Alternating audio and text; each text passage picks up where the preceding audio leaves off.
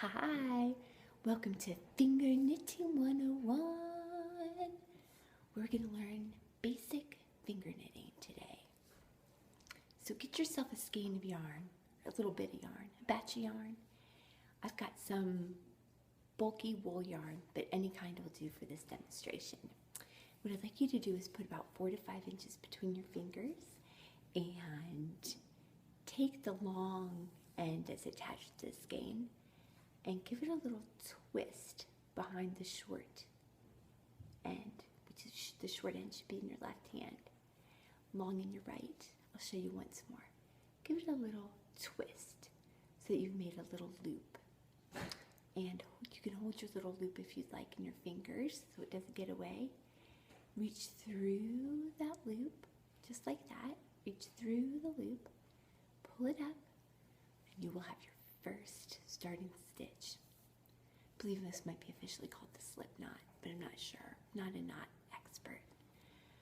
So this is what's going to be the foundation of your finger knitting. From here, once you've got your loop, reach inside to that long strand again that's attached to the skein. The short strand again is in your left hand. Pull it out, and if it seems a bit too long, if your loop's getting long, shorten it by pulling on that long piece of yarn and keep going. You just repeat this process over and over until you have a strand that's as long as you'd like. So again, reach in,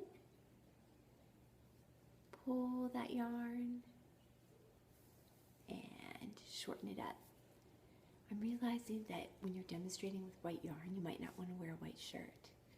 So I apologize if you have difficulty seeing this, so I'll try to hold it up a bit more. So again, reach in, pull. You should be getting what looks like a little chain of stitches. That's your finger knitting. You can do all kinds of magical and wonderful things with these strands of finger knitting. If you're working with a child and you'd like to help them finger knit, here's a little rhyme, because rhymes always help with working with children. Songs, rhymes, stories, all that. Helpful, helpful, helpful. So reach your fingers in the lake and catch a fish to bake. Reach your fingers in the lake and catch a fish to bake.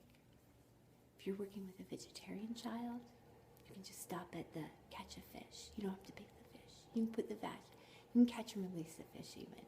Put the fish back in the river, back in the pond.